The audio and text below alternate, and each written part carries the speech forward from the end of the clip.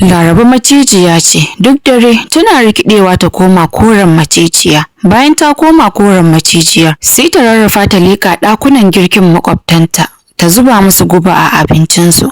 Safiya na yi duk iyalan da suka ci abincin sukan mutu nan take. Makwabta suka fara mamakin wa yake zuba musu guba a abinci ba tare da sanin cewar Laraba ce ke aikata wannan muguntar ba. Abin da zai fi baku mamaki shine Laraba tana iya rikidewa ne ta zama macijiya da zarar 12 na tsakiyar dare yayi. Haka kuma takan koma mutum karfe 6 na asubahi. Idan ba haka ba, duk ranar da Laraba ta wuce wannan lokacin za ta zama macijiya na har abada. Mijin Laraba ya auro ta ne daga ƙauye ya kawo ta birni. Laraba kyakkyawa ce matuƙa. Shi kansa mijinta bai taɓa zargin cewa Laraba maiya bace. Duk namijin da ya ganta sai ya tsaya ya sake kallonta saboda kyanta. Sai dai kuma duk wanda ya yaba da kyan nata yana gamuwa da ajalinsa. Ɗaya daga cikin makwabtanta Malam Jamilu shi kaɗai ne bai damu da kyanta ba. Ya fi son matarsa fiye da kowace mace a duniya. Wannan dalilin ne yasa Laraba ta kashe shi da matarsa. Wata rana da misalin 12 na dare, Laraba ta rikide ta koma macijiya. Bayan mintuna 5 mijinta ya farka bai ganta a gado ba. Da farko ya dauka ta tafi banɗaki ne. Da ya ji shiro dai bai ganta ba, ya fara neman ta ya kira wayarta sai ya ga wayar tana kan tebur tana ƙara. Mijin Laraba yana tsaye yana nazarin ina zai ga matar tasa. Sai kawai ya ga wata macijiya na rarrafowa ta shigo cikin gidansa ba tare da sanin cewar Laraba bace. Ya dauki sanda don ya bugi macijin, amma macijiyar ta gudu cikin duhu ta shige ta windo. Ta koma ɗaki sannan ta rikide ta zama mutum.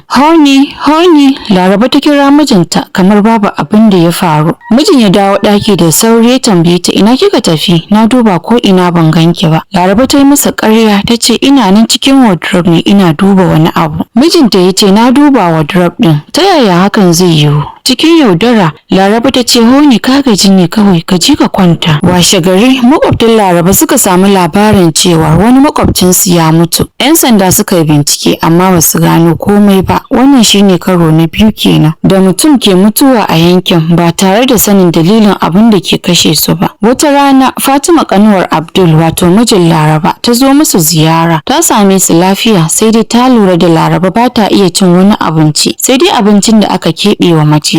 Fatima ta yi mata magana da niyyar gyara ta ce Laraba dan Allah ki daina cin wannan abincin ba na son ki shiga wani haɗari. Ki fa matar dan uwana ce. Laraba ta ɗaga murya ta daka mata tsawa ta ce ki daina shiga harkar da bata shafe ki ba. So kike ki hana ni abincin da nake so? Fatima ta yi tafiyar ta amma ta gaya wa dan uwanta abin da ta gani. Ta ce ya kamata ka hana matarka cin abincin macizai. Idan ta ci gaba da hakan zaka iya rasa ta. Abdul da ya ma matarsa gargaɗi ta daina. Wannan umarni da mijin Laraba ya bata na daina cin abincin macizai ya fusata Laraba kwarai. Ta kasa daina cin abincin macizan domin shine rayuwarta. Da misalin karfe 12 na dare, kamar yadda Laraba ta saba, ta rikide ta zama macijiya. Sannan ta rarrafa ta shiga ɗakin da Fatima kanwar mijinta take. Ta ce ji kafarta, Fatima ta mata nan take. Abin da yafi bada tsoro shine Laraba tana da ikon canja ajalin mutuwa. Idan ta ciji mutum ba za a ga cizon maciji ba, sai ta ga dama. Sai dai ta bar alamar ciwon zuciya ko kansa ko wani zazzabi ya kashe mutum. Safiya na yi aka ce Fatima ta mutu dalilin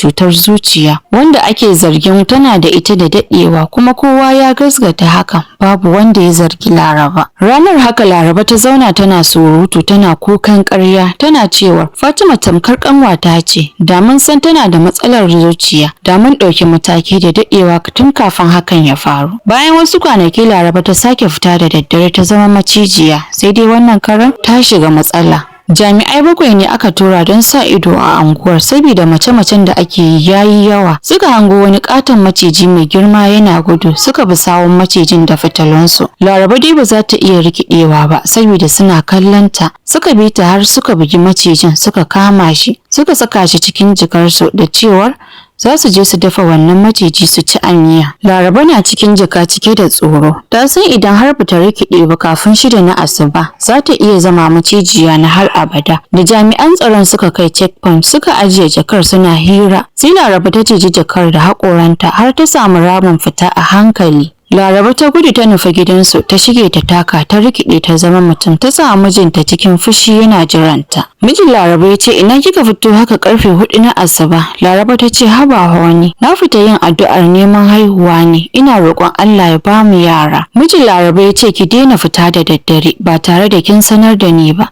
Idan kika sake za mu samu matsala. Washe gari da daddare, Laraba ta sake rikidewa cikin fushi, ta fita ta kashe jami'an nan 7 da ke gadon unguwar. Sannan ta jeji wasu makwabtanta 2 har suka mutu. Wannan mutuwan jami'ai da sauran makwabtanta 2 ya sake farkita mutanen garin. Bayan makonni, mahaifiyarta ta iso birni tare da wata budurwa daga dangi. Ta ce ma ɗan nata, daga yau Saratu ta zama matarka ta biyu domin matarka ba ta haihuwa. Na gaji da jiran jikoki. Laraba ta ce, amma mama mijina bai nemi aure ba, kuma kullum cikin roƙon Allah ya ba mu haihuwa muke. Mahaifiyar mijin Laraba ta ce, menene naki a ciki? Yaro na ba umarni ba ke ba. Idan baki iya haihuwa, Saratu za ta iya. Saratu ta fara zama a gidan, amma tun darenta na farko a gidan ta fara mafarkin macizai da yawa suna binta. Rana ta biyu mafarkin ya tsananta, hatta da rana idan ta rufe ido sai ta ga macizai suna cizanta. Idan ta farka kuma sai ta ganta da raunuka a jikinta. Ganin hakan ya sa Saratu ta ji tsoro, ta tattara kayanta ta gudu ba tare da ta sanar da kowa ba. Laraba ce ta kira abokanta macizai, suka yi mata taimako wajen tsoratar da Saratu a mafarki. Saboda Laraba ba maiya bace kawai, ita din memba ce a kungiyar macizai. Ta kori Saratu daga gidan maimakon ta kashe ta, domin babban burinta shine ta kashe makwabtanta. Mahaifiyar mijinta ta dawo daga ƙauye cikin fushi, ta ce, na ji Saratu ta gudu, na tabbata matarka ce ta kore ta ta gudu. Zan dawo birni kuma sai ta gane kuranta. Haka Laraba ta ci gaba da rikidewa zuwa Macijiya, tana kashe makwabtanta kullum har ta kashe mutane sama da 16. Wani abin mamakin shine mijin Laraba ya fara lura cewa akwai wani abin da ba daidai ba. Duk lokacin da Laraba ta fita da daddare, washe gari sai an ji sanarwar mutuwar makwabci ya mutu. Duk da haka tana masa ƙaryar cewa yin sallan dare ko wasu ibadu ke fitar da ita. Uwar mijin Laraba ta gaji da halinta, sau da yawa suna rigima saboda mahaifiyar mijinta tana son ɗanta ya auri wata mace wacce za ta iya haifa mata jika, domin Laraba ta kasa haihuwa. Ita ma Laraba ta gaji da maganganun uwar mijin nata, ta yanke shawarar ta nuna mata wani ɓangaren halinta na mugunta. Ta yi amfani da sihirinta ta jefa ma uwar mijin la'ana. A hanya, yayin da uwar mijin ke komawa, motar ta yi hatsari, ta ji rauni sosai har ta zama gurguwa kuma ba ta iya magana. Laraba ta yi murmushi, ta ce, yanzu na huta da fitinar wannan tsoho, ba za ta iya zuwa gidana ba ko kuma faɗa ma mijina wani abu. Ɗaya daga cikin makwabtan Laraba mai suna Habu, mashashanci ne mai bin matan aure. Tuni ya daɗe yana kallon Laraba saboda kyawunta, ya daɗe yana tunanin yadda zai samu damar zuwa gare ta, duk da cewar yana sane da cewar tana da aure. Wata rana Laraba tana tafiya a kasuwa, sai Habu ya tare ta yi mata magana, ya faɗa mata yana son ta. Saboda ya yi imani cewar kuɗi zai iya sama masa kowace irin mace. Laraba ta tambaye shi, kana so na kace? Ya amsa da Cikin ƙasaita ya ce da ita, na san kina da miji, amma wannan tsakanina da ke ne. Na san kina buƙatar kuɗi, mijinki kuma ba zai baki komai ba saboda ke matar gida ce.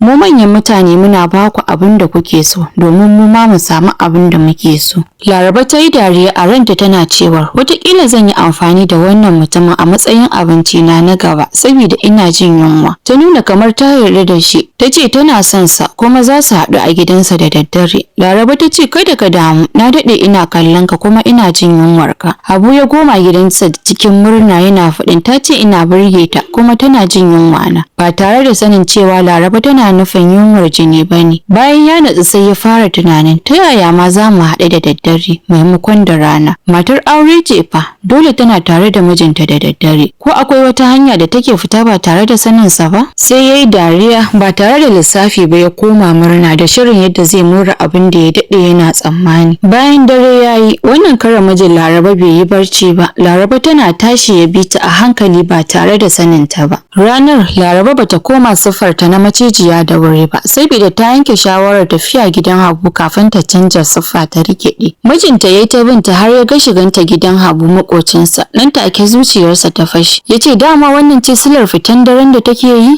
Dama cin amana take yi ban sani ba? Ya yi fushi sosai, ya nufi gidan da sauri. Mijin Laraba ya iso daidai lokacin da Habu ke buɗe ma Laraba ƙofa don ya tarbe ta. Nan take mijin Laraba ya kama shi da yana dukansa. Laraba ta firgita daga nan mijinta. Rigima ta ɓarke tsakaninsu har mijin Laraba ya kunna ma gidan wuta ya ƙone gidan. Ya binciki matarsa da ƙarfi ya kulle ta cikin ɗaki, ya ɗauki mabuɗin yana ce mata ba za ta sake fita ba. Da safe, 'yan sanda suka zo suka kama Abdul mijin Laraba saboda ya ƙone gidan wani mutumi da kuma dukan mutumin. Duk da cewa mutumin ya nemi matarsa, amma doka ta ɗora ma mijin Laraba laifi a kansa. Laraba tana cikin ɗakin da aka kulle ta tana ta kuka. Karfe 12 na dare na yi, Laraba ta rikide ta zama macijiya ta fita ta ƙasan ɗakin. A cikin gari ta gano cewar mijinta yana hannun 'yan sanda.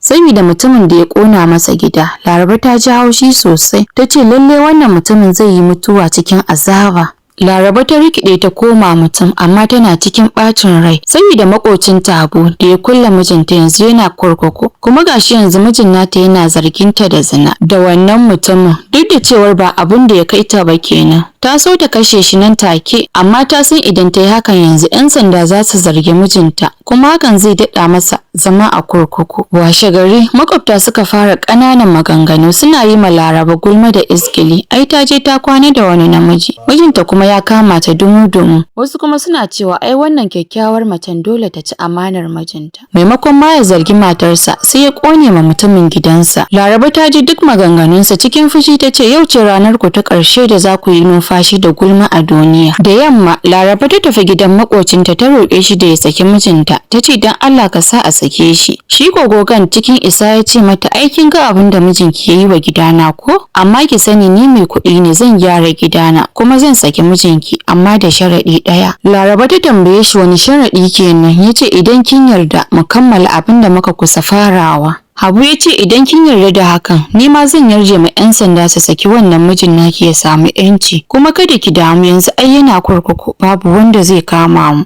Laraba ta tashi ta fita daga gidansa ba tare da ta ce masa komai ba, ta nufi ofishin 'yan sanda. Ta roƙe su su saki mijinta. Laraba ta ce ku yi tunanin kanku a matsayinsa, idan kuka same ni da wani mijin ba za ku ƙona masa gida ba? Namiji mai fushi kamar mahaukaci ne. 'Yan sandan suka kalle ta, ɗaya daga cikin su ya ce wato kin amince kin ci amanarsa? Laraba ta ce a'a, babu abin da ya faru. Jami'in ya tausaya wa mijinta ya sake shi. Bayan sun dawo gida, duk da cewa mijinta ya kama ta da hannunsa, bai kore ta ba, saboda yana matukar son ta musamman saboda kyawunta. Da karfe 12 na tsakiyar dare, Laraba ta tashi, wannan karan ba ta so mijinta ya farka.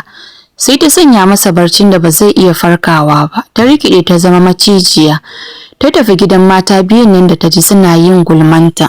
A wannan daren Laraba ta shiga gidajensu ta kashe su, ta aika su wurin da kakanninsa suka fito. Da safe aka wayi gari da labarin cewar mata biyu sun mutu, amma abin mamaki mutane suka ce wutar lantarki ne yayi ajalin su. Saboda haka sihirin Laraba ke aiki. Bayan ta kashe mutum, tana barinsa da wani dalilin ƙarya da zai sa mutane su tunanin wani abu ne ya kashe sa, ba dafin maciji ba. Shi dai Malam Habu yana nan da rai, yana tafiya yana aikinsa.